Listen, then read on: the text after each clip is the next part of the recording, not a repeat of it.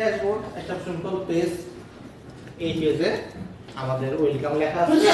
তো এই যে আমি একটা স্প্যান দিছি, স্প্যানের মাঝে যে পার্থক্য আছে নিয়ে এই নামটাকে আমি চাচ্ছি ডাইনামিক্যালি পপুলেট করতে। বুঝে গেছে?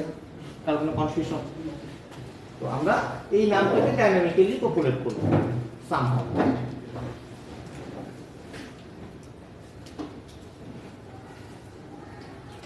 এখন দেখেন আমরা লাস্ট ক্লাসে যেটা করছিলাম রান করে নেই। তো রান করলে পরে আমাদের হচ্ছে রান করবে হয়তো বা কোন পোর্টে 9090 বোর্ডে রান করবে। তো আমরা যদি রান করি প্রজেক্টটা,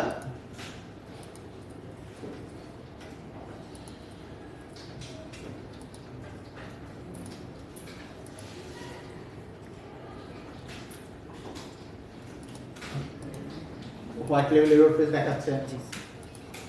তো আমরা কি করব? আমরা লিখব হচ্ছে আমাদের পাথটা কি, আমাদের ফাইলের নাম হচ্ছে dashboard.html।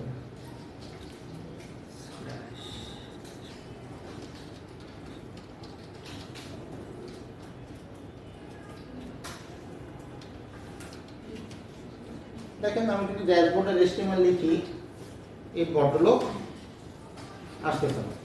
গতকালকে কিন্তু আমরা যখন লিখছিলাম তখন কিন্তু ডুবতাপ চলে আসছিল, তাই না?